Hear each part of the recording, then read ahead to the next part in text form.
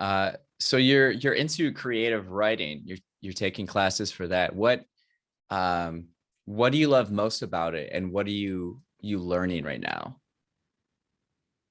I'm learning a lot, I think. That's one of the things. Right now, I'm taking a very interesting class, which is called Mind in Fiction. And actually, in that class, we really look into what is the consciousness, the brain, the mind of a character, and how to develop that and how to expand it. And it's just really interesting because they really make you to try to get in the head of a character. So right now, we're also reading some books, some material. Um, that really allows you to see the theory compared to the actual books, to the actual material and readings. So that's a cool thing. And for me, just writing, I think for me, writing has always been there. Ever since I was in elementary school, I remember going into like writing contests or poetry contests and all these sort of things. And I never looked at it as probably something that I wanted to do until I was like older. And I just really like that it's a form of expression. Sometimes I'm not very good at communicating things like verbally, but I can do it through writing. Yeah, I know the feeling. Yeah, it's tough, man. Because sometimes you want to say something, but you don't want to say it. So I'm like, okay, I'm just gonna type it down. Just like send you the text. So yeah, Yeah. I get that sometimes like through text or whatever, things don't come across as probably you intend them.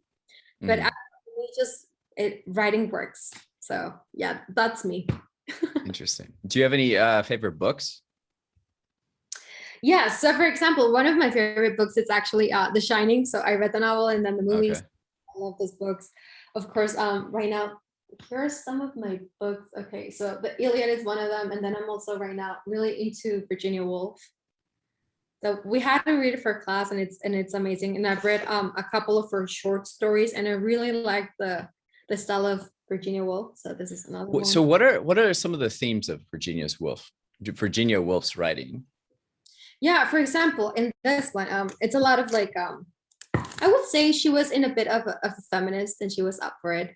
So it's a lot of like female protagonists. And just for example, the other day I was rereading, sorry, Kew Gardens, right?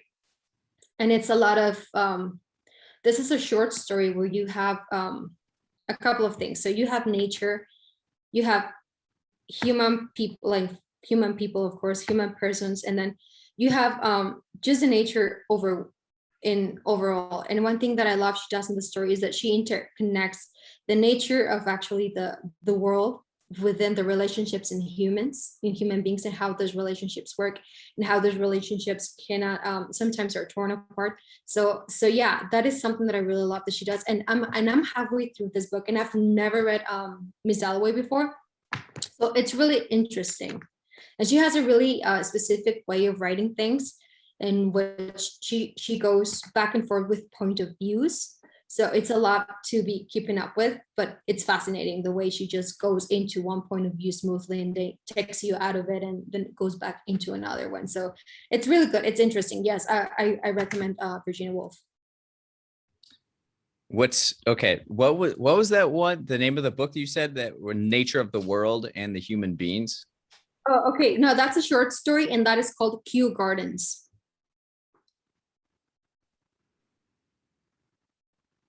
So it's like taking the nature, like nature, and weaving it into. Yes, because you have, for example, you are in a garden and then there's two people having a conversation, right? And while she's narrating or while the characters are having a conversation, she's also taking you through the point of view of a snail and how the snail moves. It's something that she's really doing. Yeah. And she really, through the snail, I feel like she's giving you this sense of how sometimes conversations can be slow, can be boring. However, how engaging can they also be at the same time. And Okay. also, of course, it's a couple having kind of like a sassy conversation, right? So she takes the outside world, she takes in nature, and also somehow links it to the human part, right? Or to the human conversation that these people are having. So it's interesting. I love it. Well, that's the way I see it. That's my personal view of things. But yes. What were your favorite Virginia Woolf books? I'm sorry. What's your favorite Virginia Woolf book? My favorite Virginia Woolf book. I don't know. I don't know. Right now, honestly, I'm really loving this one. I've never read it before. So Mrs. Okay. Dalloway. Um, could be it's becoming one of them. And also, let me see, here it is. Oh, she has a couple of them. So no, it's not here. I don't know. Let me see if I give me a second.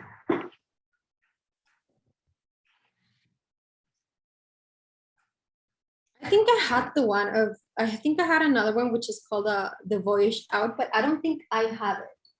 However, I'm also really into right now something that also it's getting a lot into me. It's a documentary poetry. I'm really into documentary poetry as well right now. What is that? Explain that. Poetry. Okay, so documentary poetry is basically you take, for example, a set of documents, or you take some interviews and you turn them into poetry pieces. So for example, one of my favorite ones right now, it's called the Central American Book of the Dead, and it's by Mexican writer Rodrigo Balam. And the book is amazing because the book is telling you pretty much the journey and the stories of migrants who are coming from Central America, and their journey that they have to go through Mexico in order to get to the border to get to the States. So it's wonderful. It's really shocking. It's shocking because the book is tough. It's a tough reading just because of the topics that you have within the book, but it's really good. So it's called the Central America Book of the Dead. Interesting. Yeah, I'll have to check that out. And then you mentioned the Iliad. Oh yeah, that's a classic one, and I have it right here. Why the Iliad? I mean, it's an epic story. It's a classic. I think back when I was in high school, they made me read it, you know, and I really like the voyage and the journey that these characters go through.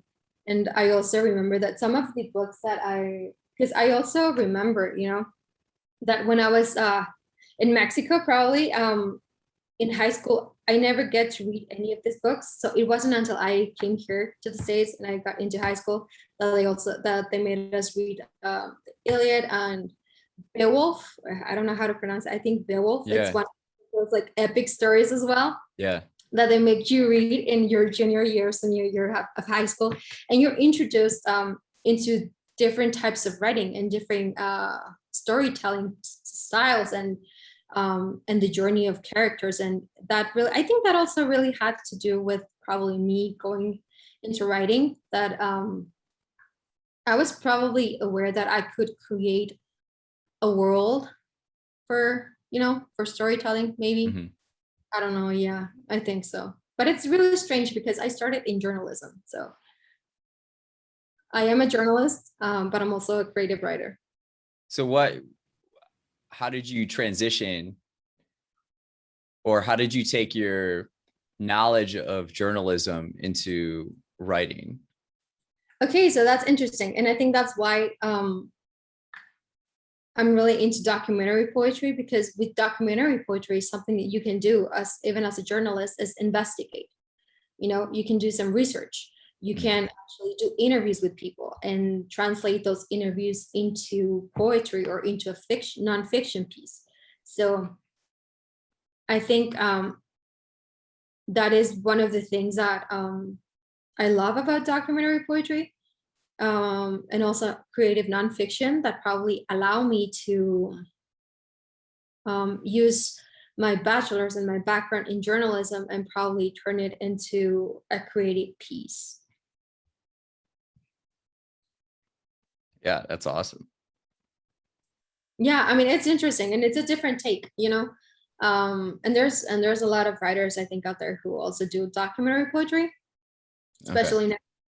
But yeah, like I think I found that sweet spot for me. That's awesome. That's a good feeling when you like finally feel like you're hitting that sweet spot. Yeah.